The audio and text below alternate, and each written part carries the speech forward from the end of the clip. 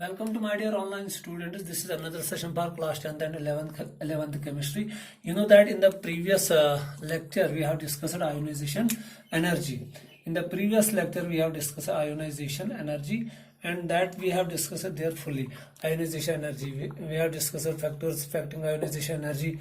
We have discussed units of ionization energy. We have discussed the applications of ionization energy, and among the application I will discuss here another application of ionization energy. You know that we have discussed their successive ionization energies.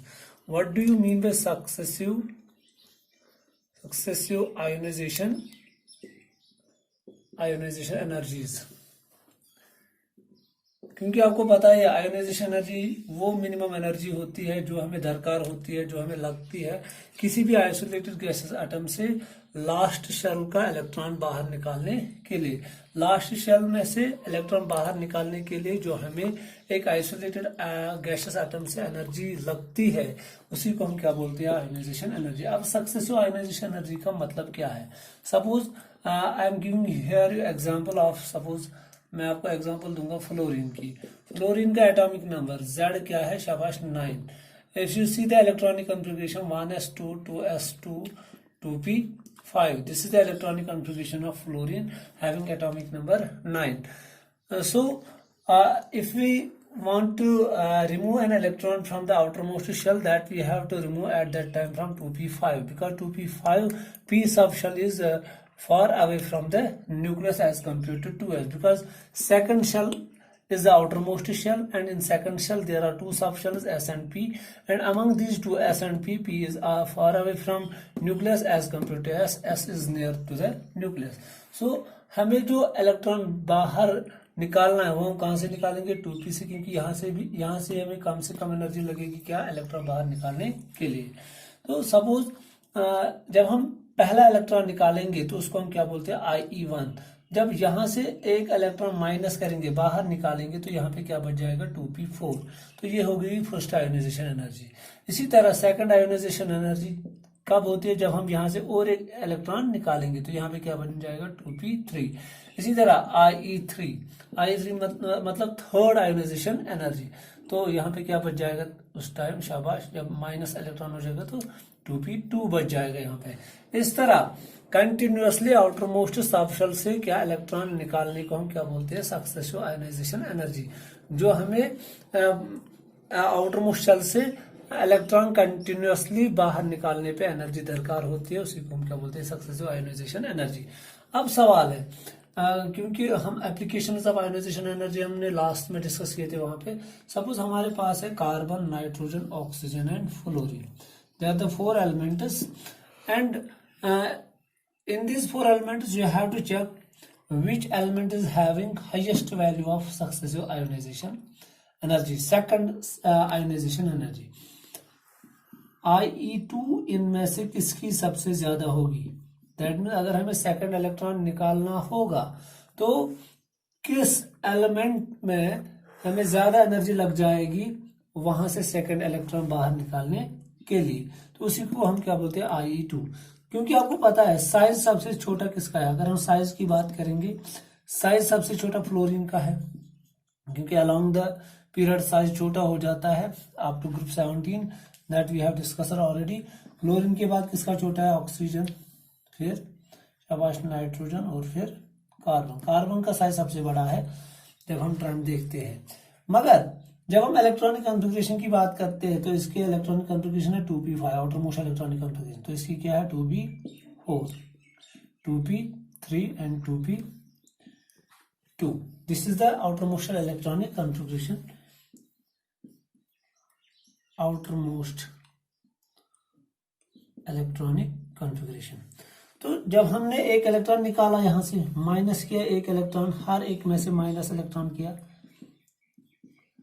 तो जो बचे electron है वो क्या आ गई, वो आती है 2p4, 2p3, 2p2 and 2p1। तो जब हम देखते हैं, अब क्योंकि हमें सेकंड आयोनाइजेशन एनर्जी निकालनी है, साइज किसका है, छोटा, शाबाश फ्लोरीन का।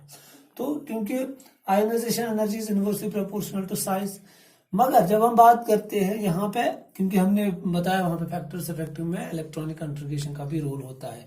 जब हम देखते हैं यहाँ पे 2p4 है, यहाँ पे 2p3 है, यहाँ पे स्टेबल इलेक्ट्रॉनिक कन्फिग्रेशन है। इसलिए जब हम IE2 की बात करते हैं तो IE2 सबसे ज्यादा किसकी होती है? शाबाश, ऑक्सीजन की सबसे ज्यादा होती है एज कम्पेयर टू फ्लोरीन। उसके बाद कौन आता है? शाबाश, नाइट्रोजन, और फिर कौन आता है? कार्बन। ये है ट्रेंड, IE2 की ट्रेंड ये है, ये आपको यहाँ पे ध्यान में रखना है। इसके बाद और एक चीज है यहाँ पे कि जब हम आयोनाइजेशन एनर्जी की बात करते हैं, होप आपको ये समझ आया होगा, क्या मैंने अभी तक समझाया आपको आपने अंडरस्टैंड कर लिया होगा। तो अब और एक चीज आपको यहाँ पे समझना है। सपोज मैं आपको समझाने के लिए और एक एग्जांपल दूंगा ताकि आपको कॉम्पिटिटिव एग्जाम्स में ये पूरा क्लियर हो जाएगा। सपोज मेरे पास, मैं हाइपोथेटिकल एलिमेंट दो लूंगा, P and Q। P and Q are the two hypothetical elements. I am considering their ionization energies IE1, IE2, IE3। Suppose अगर मैं बात करूंगा यहाँ पे इसकी फर्स्ट आयोनाइजेशन एनर्जी 15 है और इसकी क्या है, और वो तो आपको पता ही है, यूनिट इनका तो आपको पता ही है। और इसकी जो आयोनाइजेशन एनर्जी है थर्ड, वो 20 है। इसी तरह इसका क्या है, 12, 18, शाबाश, तो यहाँ पे मैं लूंगा 22। They are the two elements. तो आपको याद रखना है, आपको ये दिमाग में बिठाना है, जिस चीज को बनाने के लिए, ये आपको याद रखना है, जिस देखा गया है और आपने भी देखा होगा जिस चीज को बनाने के लिए ज्यादा एनर्जी लगती है वो उतना अनस्टेबल ज्यादा होता है, और जिस चीज को बनाने के लिए कम एनर्जी लगती है वो उतना ज्यादा स्टेबल होता है। ये चीज आपको याद रखनी है।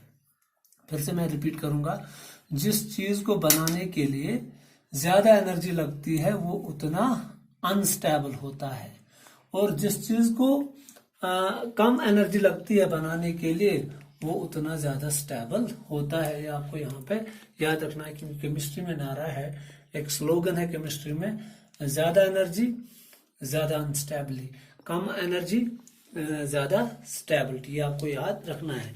सपोज अब मैं यहाँ पे आपको बताऊंगा, सपोज अगर मैं यहाँ पे बात करूंगा IE3 की, मैं बात करूंगा आयोनाइजेशन एनर्जी थर्ड की मैं बात करूंगा, दैट मीन्स उस टाइम P किस फॉर्म में होगा, P+3 फॉर्म में होगा, और Q किस फॉर्म में होगा, ये भी +3 फॉर्म में होगा। अब आपको यहाँ पे बात करनी है किसकी सबसे ज्यादा एनर्जी है। ज्यादा एनर्जी Q की है। आप देखो Q की IE3 कितनी है, 22, P की IE3 कितनी है, 22। तो सबसे ज्यादा स्टेबल कौन होगा, P। इसी तरह अगर हम बात करेंगे यहाँ पे IE फर्स्ट की, तो अगर मैं IE फर्स्ट की बात करूंगा, क्योंकि मैंने आपको पहले ही बताया, जिस चीज को बनाने के लिए ज्यादा एनर्जी लगती है वो उतना अनस्टेबल होता है। कभी ऐसे भी क्वेश्चन आते हैं कॉम्पिटिटिव एग्जाम्स में, नीट वगैरह में, वहां पे हाइपोथेटिकल एलिमेंट्स का जिक्र होता है, फिर वहां पे इसी तरह आयोनाइजेशन एनर्जी दी हुई होती है, फिर आपको चेक करना होता है, इसी तरह दिया हुआ होता है इनमें से कौन सबसे ज्यादा, IE3 किसकी सबसे, IE3 के लिहाज से कौन ज्यादा स्टेबल है, IE2 के लिहाज से कौन ज्यादा स्टेबल है। तो IE1 के लिहाज से अगर हम देखेंगे तो उसका मतलब हुआ P+1, तो इसका मतलब क्या हो गया, Q+1, वही हो गया। तो अब यहाँ पे आपको देखना है सबसे ज्यादा स्टेबल कौन है यहाँ पे, Q+1, क्योंकि उसकी आयोनाइजेशन एनर्जी कितनी है, 12, इसकी कितनी है, 15। क्योंकि मैंने आपको बताया जहां पे ज्यादा एनर्जी होगी वो उतना अनस्टेबल होता है। तो ये चीजें आपको याद रखना। अगर हम टोटल भी देखेंगे, अगर हम देखेंगे तो इसकी टोटल एनर्जी कितनी है, शाबाश, 20, 32, 30, 42 एंड 47, और इसकी कितनी है, शाबाश, 18, 30, 42। तो overall sum of the energy भी किसकी है, अगर हम ओवरऑल देखेंगे कौन सबसे ज्यादा स्टेबल है, क्या हम यहाँ पे बात करेंगे P+3 ज्यादा स्टेबल है, या शाबाश Q+3 ज्यादा स्टेबल है। सॉरी, अगर हम जनरली बताएंगे कि वो तो मैंने बताया IE+3 के लिहाज से बताएंगे, ओवरऑल अगर हम देखेंगे कि आई क्यू प्लस 3 बनाने के लिए हमें कुल कितनी एनर्जी दरकार थी, 42, यही है ना, क्योंकि 18 नहीं 52 है यहाँ पे, सॉरी 52, क्योंकि 18 प्लस 12 हो गया 30, 32 प्लस 22 हो गया 52। तो आपको पता है, क्योंकि अगर आपको देखना होगा कि P प्लस 3 ओवरऑल अगर हमें देखना होगा सबसे ज्यादा एनर्जी किसकी लग गई, किसमें हमें लग गई, इसमें। तो Q is least stable as compare to P, क्योंकि इसमें एनर्जी कितनी लगती है, 47। तो ये आपको सीखना है यहाँ पे, ये इन चीजों का आपको खास ख्याल रखना है। तो ओवरऑल भी आप देख सकते हो, एज एनर्जी वाइज भी आप देख सकते हो। तो ये चीजें आपको याद रखनी है। इसके बाद हमारा और एक इम्पॉर्टेंट टॉपिक आता है, वो है, शाबाश, वो है यहाँ पे इलेक्ट्रॉन एफिनिटी।